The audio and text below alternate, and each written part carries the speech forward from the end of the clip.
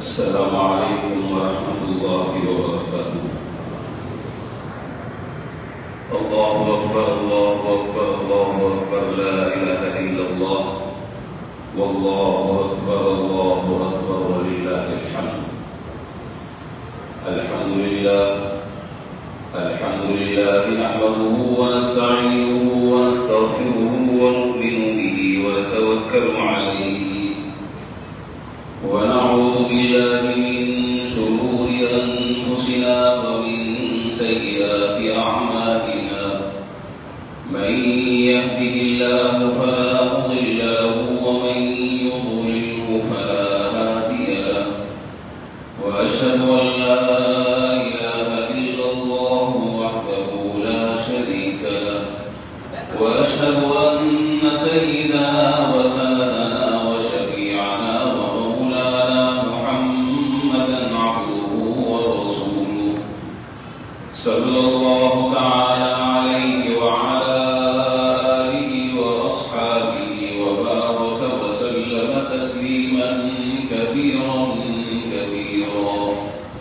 أما بعد فأعوذ بالله من الشيطان الرجيم. بسم الله الرحمن الرحيم. ولتكملوا العدة ولتكبروا الله على ما هداكم ولعلكم تشكرون. وقال رسول الله صلى الله عليه وسلم إن لكل قوم عيد وهذا يوم عيدنا أو كما قال عليه الصلاة والسلام. آمنت بالله صدق الله مولانا العظيم وصدق رسوله النبي الكريم ونحن على ذلك لمن الشاهدين والشاكرين والحمد لله رب العالمين.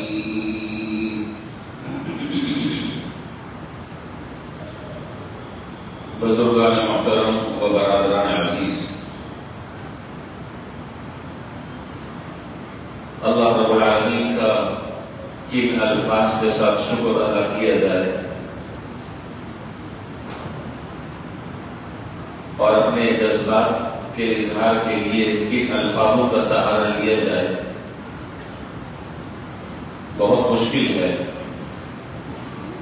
کہ اللہ رب العالمین نے رمضان مبارک کا بابرکت مہینہ بھی عطا فرمایا اور اس رمضان مبارک سے کسی نہ کسی درجے فائدہ اٹھانے کی بھی الحمدللہ توفیق عطا فرمائی. اور پھر یہ ساری کی ساری توجہ، محنت، مشقت، مجاہدہ، ریاضت کے نتیجے میں ان اہل ایمان کو جو اللہ تعالیٰ کی طرف سے صلہ، جزا، بدلہ، محنتانہ ملتا ہے، وہ لینے کے لیے اللہ تعالیٰ نے ہم سب کو آج جمع فرمایا.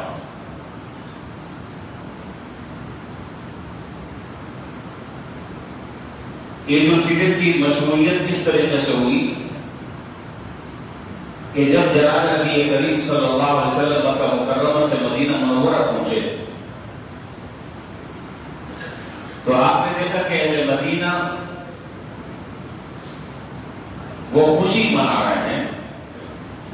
وہ فرحت اور مسرت کا اظہار کر رہے ہیں مختلف طریقوں سے. تو جناب نبی کریم صلی اللہ علیہ وسلم نے ان سے فرمایا کہ یہ کیا کر رہے ہو؟ اور انہوں نے کہا کہ جس زمانے جاہلیت میں بھی ہم اس طرح کے تہوار منایا کرتے تھے، لہذا اسی تہوار کا یہ تسلسل ہے. آپ نے فرمایا کہ اللہ رب العالمین نے تمہارے ان تہواروں سے ہم مسلمانوں کو دو عظیم الشان تہوار عطا فرمائے جس کی کسی مذہب میں، کسی سماج میں اس کی کوئی نظیر نہیں، کسی قوم اور ملت میں اس کی کوئی نظیر و مثال نہیں ہے. فرمایا کہ دو تہوار اللہ تعالیٰ نے مسلمانوں کو عطا فرمائے، ایک ہے عید الفطر اور دوسری ہے عید الاضحیٰ.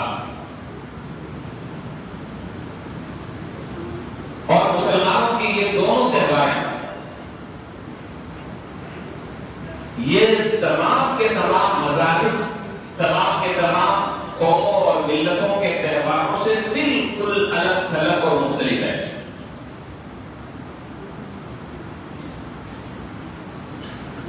مسلمانوں کے یہ دونوں تہوار ایک عظیم الشان عبادت کی تکمیل پر ختم ہو گئے اور اس عبادت کے شکرانے میں دوگانا ادا کر کر اللہ رب العالمین کے حضور سیدھا ریز ہو کر اللہ تعالیٰ کا شکر ادا کرتے ہیں۔ عید الفطر کا بھی یہی مسئلہ، یہی حال ہے۔ پورے رمضان مسلمانوں نے بڑی مشقت کے ساتھ، مجاہدوں کے ساتھ، بھوکے پیاسے رہ کر، راتوں کو جاگ کر اللہ تبارک و تعالیٰ کے بندوں کی ان کی ضرورتوں کو ان پر خرچ کر کر اللہ تعالیٰ کے احکام کی اور اللہ تعالیٰ کے حکموں کی تعمیر کی، اور اس کے نتیجے میں ایک عظیم الشان عبادت تھی رمضان کی۔ اس رمضان کے عظیم الشان عبادت کی تکمیل پر اللہ تبارک و تعالیٰ نے حکم دیا کہ اب تم 2 رکعت نماز پڑھ کر ہمارا شکرانہ ادا کرو، ہمارا شکر ادا کرو۔ اور اگر آپ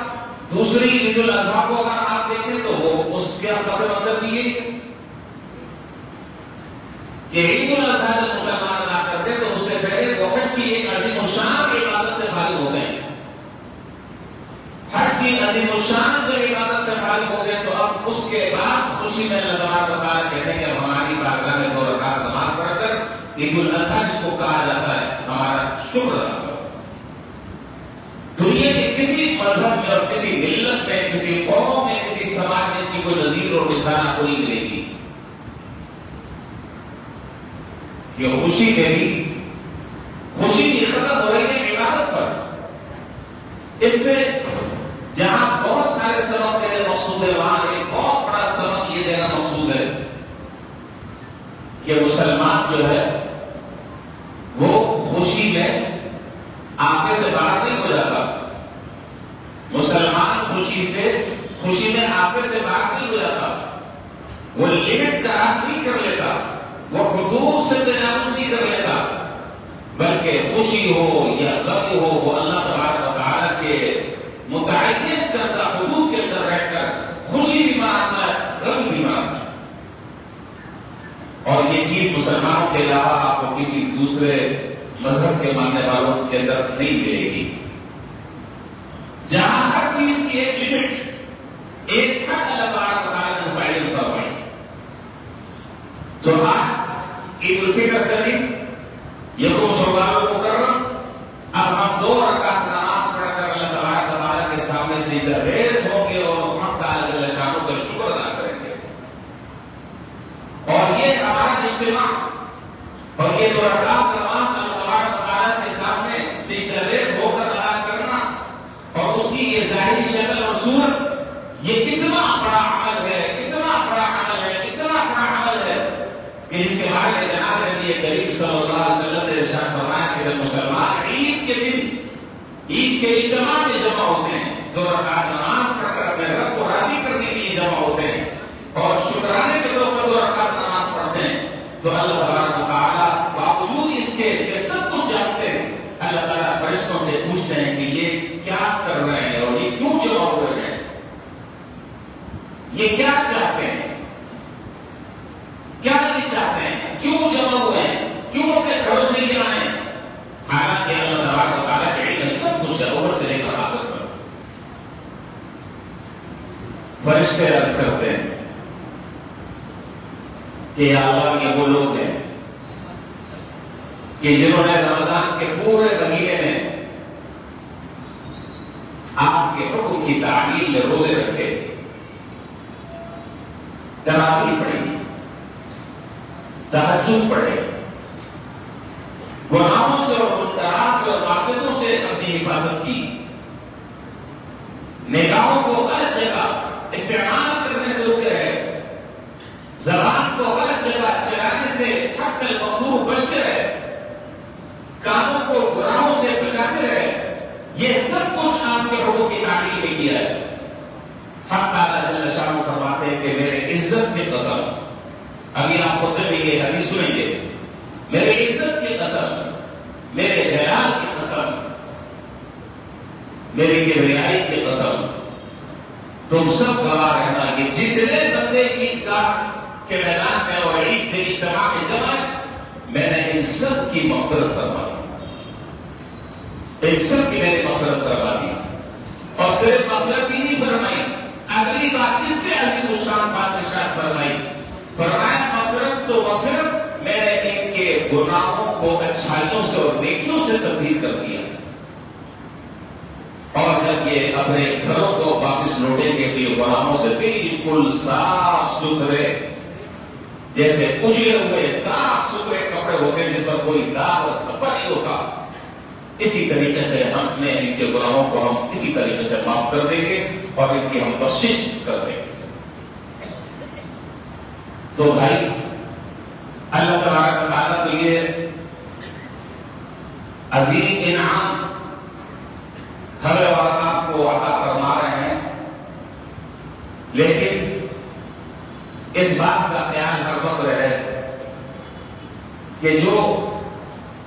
گناہوں کے داغ اور دھبے تھے وہ اللہ تبارک و تعالیٰ نے اس نماز عید کی برکت سے اور اپنے سامنے دوبارہ ادا کرنے سے اللہ تعالیٰ نے وہ سب معاف کر دیے، لیکن یہ بڑی صدق ظریفی کی بات ہوگی کہ گناہ تو اب معاف ہو چکے،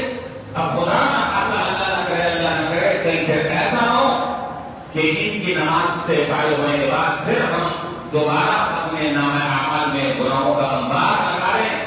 اور پھر اس رب کو ہم دوبارہ ناراض کر لیں کہ جو رب اب راضی ہو چکا ہے اور جس نے ہماری مغفرت کے فیصلے کر لیے، پھر ہم اس رب کو ناراض کر دیں اور اس کی اس انعام کی ہم ناقدری کریں۔ اللہ نہ کرے اگر ایسا ہو گیا تو یہ بڑے خطرے کی بات ہے۔ اس لیے اس بات کا عزم اور ارادہ، اس بات کا تجدید عہد کرنے کی ضرورت ہے کہ انشاءاللہ اب اس کے بعد کی جو زندگی ہے اس زندگی میں بھی حد تک امکان گناہوں سے بچنے کا انشاءاللہ اہتمام کریں گے انشاءاللہ، اور جتنے بھی منکرات اور معصیتیں ہیں ان سب سے ہم انشاءاللہ دور رہیں گے۔ ایک تو بات یہ، دوسری بات یہ کہ یہ عید کے اجتماع کا موقع ہمیں یہ بھی سبق دیتا ہے کہ آج کے دن ہم دکھی انسانیت کو نہ بھولیں، ان غریب اور بے سہارا اور بے کس اور بے بس لوگ جو بیچارے جن کے اوپر نہ باپ کا سایہ ہے اور نہ ماں کا سایہ ہے اور آج وہ یتیمی کی زندگی گزار رہے ہیں، یہ عید کا اجتماع اور یہ عید کا سبق ہمارے لیے یہ ہے کہ ان غریبوں کو، ان مسافروں کو، ان یتیموں کو، ان مسکینوں کو ہم فراموش نہ کریں، بلکہ ہم ان کو بھی اپنے ساتھ آج عید کی خوشی میں شریک کریں، جس حد تک کہ ہم ان کو شریک کر سکتے ہیں، تاکہ انہیں اپنے اس محرومی کا احساس نہ ہو، انہیں یہ محسوس نہ ہو کہ اگر آج ہمارے ماں باپ ہوتے تو شاید آج اپنی اجڑے ہوئے اور صاف ستھرے کپڑے پہنتے اور اچھے جوتے پہنتے، اللہ تبارک و تعالیٰ نے اگر آپ کو دیا تو آج آپ اپنا دست شفقت یتیموں اور غریبوں کے سر پر رکھیں اور ان کو اپنے ساتھ خوشی میں شریک کریں۔ یہ اللہ رب العالمین کی نگاہوں میں بہت عظیم عمل ہے، بہت بڑا عمل ہے، اور جہاں نبی کریم صلی اللہ علیہ وسلم نے تو وہ مثال امت کے سامنے پیش کی ہے، وہ سب امت کے سامنے پیش کیا ہے کہ دنیا اس کی نظیر پیش کرنے سے عاجز اور قاصر ہے۔ وقت کرنے ورنہ میں بڑا عجیب واقعہ ہے، میں وہ واقعہ آپ کو میں سناتا، لیکن مجھے نماز اپنے وقت پر انشاءاللہ شروع کرنی ہے۔ بہرحال یتیم اور غریبوں کی خبر گیری، دکھی انسانیت کا خیال اور ان کو اپنے ساتھ خوشی میں شریک کرنے یہ عید کا سبب ہے۔ اسی طریقے سے تیسری بات کہ عید کا یہ سبق بھی ہمیں مل رہا ہے کہ جس طریقے سے تم نے پورے مہینے روزے رکھے، پورے مہینے عبادت کی، اب ذرا سا ایک کام چھوٹا سا اور کر لو۔ کیا شوال شروع ہو گیا ہے؟ آج کے دن کو چھوڑ کے شوال کے کسی بھی مہینے میں 6 دن روزے رکھ لو۔ آپ چاہے تو لگاتار رکھ سکتے ہیں، آپ چاہے چھوڑ کر ایک دن رکھ سکتے ہیں، آپ جائیں 2-4 دن کے بعد ایک روزہ رکھ سکتے ہیں، 6 کا عدد مکمل کرنا ہے، 6 کی تعداد پوری کرنی ہے۔ 6 روزے اگر آپ رکھ لیں تو اللہ تبارک و تعالیٰ کے یہاں پورے سال آپ روزے دار کہلائیں گے، نامہ اعمال میں پورے سال آپ روزے دار کہلائیں گے۔ اور اگر اللہ نہ کرے سال میں کسی دن انتقال کسی کا ہو جاتا ہے اور وہ اللہ تعالیٰ کی جوار رحمت میں چلا جاتا ہے تو انشاءاللہ ہم روزے دار ہونے کی حالت میں اللہ تبارک و تعالیٰ کے یہاں پہنچے ہیں۔ تو اس لیے اس بات کا بھی اہتمام کر لیا جائے، اس بات کا بھی اہتمام کر لیا جائے کہ شوال کے 6 روزوں کو ہم رکھیں۔ اور اب تو روزے رکھنے کی ویسے بھی الحمدللہ ایک روٹین بن گئی ہے، ایک عادت بن گئی ہے، اب انشاءاللہ کوئی مشکل بھی نہیں، جیسے جیسے سہولت ہو اس طریقے سے رکھ لیا جائے۔ اور یہ عید کا اجتماع اس بات کا بھی ہمیں سبق دیتا ہے کہ جس طریقے سے مختلف ذہنوں کے لوگ، مختلف زبان بولنے والے لوگ، مختلف بولیاں بولنے والے لوگ، مختلف خاندانوں کے لوگ آج ایک چھت کے نیچے سب جمع ہیں، کسی کو کوئی تفریق نہیں ہے، کوئی امیر ہو، کوئی غریب ہو، کوئی چھوٹا ہے، کوئی بڑا ہے، سب اللہ کے حکم برابر ہے۔ تو یہ سبق یہ دے رہا ہے کہ ہم ہمیشہ کی طرح اسی طریقے سے امن کا، محبت کا ہم مظاہرہ کریں، ہم اسی طریقے سے آپس میں بھائی چارگی کا ہم مظاہرہ کریں، ہمارے دلوں سے نفرتوں کا خاتمہ ہو، کدورتوں کا خاتمہ ہو، ایک دوسرے کو نقصان پہنچانے کا جو ایک عنصر ہے تلاش کر دینے والا، اس سے ہم اللہ تبارک و تعالیٰ کے حضور پناہ مانگے اور اللہ تبارک و تعالیٰ سے دعا کرے کہ اللہ تعالیٰ جس طرح ہم نے یہ سفید کپڑے پہنے ہیں اسی طریقے سے اللہ تعالیٰ ہمارے دلوں کو بھی آئینے کی طرح صاف و شفاف فرمائے، ہر طرح کی کھوٹ، حسد، عداوت، دشمنی، انتقام کا جذبہ اللہ تعالیٰ ہمارے دلوں سے نکال کر ہمارے دلوں میں پھر سے پیار اور محبت اللہ تعالیٰ پیدا فرما دے اور ہم ایک دوسرے کے لیے باہم شروع سے کر بن جائے۔ یہ بھی عید کا سبق ہے۔ اب عید کی نماز کا میں طریقہ عرض کر دیتا ہوں، جو وقت مقرر ہوا تھا انشاءاللہ وہ وقت ہوا چاہتا ہے، نماز عید کا طریقہ سمجھ لیں تاکہ صحیح طریقے سے ہم اپنی نماز کو ادا کر سکیں۔ جن حضرات نے فطر ادا نہیں کیا وہ فطر ادا کر دیں، بہتر تو یہ ہے کہ 2-4 دن پہلے، 8-10 دن پہلے فطر ادا کر دیے جائے، لیکن اگر کسی نے اب تک نہیں کیا تو عید کی نماز کے بعد وہ فوراً وہ بھی فطر ادا کر دے۔ نماز عید کی 2 رکعتیں ہوتی ہیں جس طریقے سے فجر کی 2 رکعتیں ہوتی ہیں، جس طرح فجر کی 2 رکعتیں اسی طریقے سے نماز عید کی بھی 2 رکعتیں۔ سب سے پہلے آپ نیت کریں گے، نیت آپ یہ کریں گے کہ میں نماز عید الفطر ادا کرتا ہوں جو کہ واجب ہے 6 زائد تکبیروں کے ساتھ بس، اور نیت کے لیے زبان سے کہنا کوئی ضروری نہیں ہے، نیت دل کے ارادے کا نام ہے۔ آپ یہاں پر تشریف لے کر آئیں ظہر کی نماز پڑھنے کے لیے نہیں،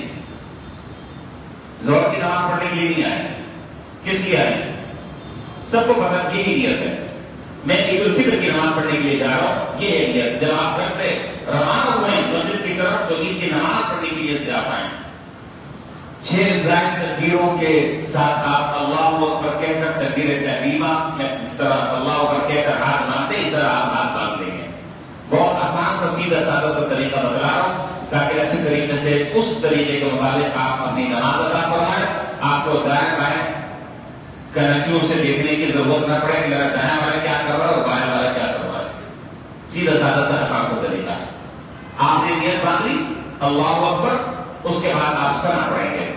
سبحانک اللہم و بحمدک و تبارک اسمک و تعالی جدک و لا الہ غیرک، جسے ثنا کہتے ہیں اور نمازوں میں پڑھتے ہیں۔ ثنا سے فارغ ہونے کے بعد آپ 3 مرتبہ اب زائد تکبیریں کہی جائیں گی اور پہلی تکبیر میں ہاتھ اٹھائیں گے کانوں تک چھوڑ دیں گے، یہ پہلی زائد تکبیر۔ دوسری تکبیر میں ہاتھ اٹھائیں گے کانوں تک چھوڑ دیں گے، یہ دوسری زائد تکبیر۔ تیسری تکبیر میں آپ ہاتھ اٹھائیں گے اور اب چھوڑیں گے نہیں بلکہ باندھ لیں گے۔ بات اچھی طرح سمجھ آ گئی؟ یہ دوبارہ دوہراؤں اس بات کو، پھر اگلی رکعت کی طرف آؤں گا، سمجھ آ گئی بات؟ تکبیر تحریمہ کہہ کر ہاتھ باندھیں گے، ثنا پڑھیں گے، پھر 3 دفعہ زائد تکبیریں ہوں گی، 2 تکبیروں میں ہاتھ کانوں تک اٹھا کر چھوڑیں گے، اور تیسری تکبیر میں چھوڑنا نہیں ہے بلکہ بتا دیں باندھنا، اور اس کے بعد سورہ فاتحہ اور سورت کی تلاوت ہوگی، رکعت کو مکمل کیا جائے گا۔ اس کے بعد دوسری رکعت کے لیے ہم کھڑے ہوں گے، سورہ فاتحہ پڑھی جائے گی، اس کے بعد سورت پڑھی جائے گی، سورت سے فارغ ہونے کے بعد 3 مرتبہ زائد تکبیریں ہوں گی، اور ہر تکبیر میں اللہ اکبر کہہ کر ہاتھ کانوں پر اٹھا کر چھوڑ دیں گے، اور چوتھی تکبیر میں اللہ اکبر کہتے ہوئے رکوع میں چلے جائیں گے۔ سمجھ آ گئی بات؟ دوسری تکبیر میں بھی 3 زائد تکبیریں ہوں گی، قراءت سے فارغ ہونے کے بعد، رکوع میں جانے سے پہلے، اور ہر تکبیر میں اللہ اکبر کہہ کر ہاتھ کانوں تک اٹھائیں گے اور چھوڑ دیں گے، اور چوتھی تکبیر میں اللہ اکبر کہتے ہوئے اب رکوع میں چلے جائیں گے، رکوع کی تسبیح پڑھیں گے، بقیہ نماز مکمل ہوگی جس طرح عام نمازیں ہوگی۔ اس کے بعد انشاءاللہ مختصر سی دعا ہوگی، دعا سے فارغ ہونے کے بعد خطبہ تو سننا بھی واجب ہے، اہتمام کے ساتھ آپ خطبہ سنیں گے، اور خطبے سے فارغ ہونے کے بعد پھر آپ حضرات اپنے گھروں کو تشریف لے جائیں گے۔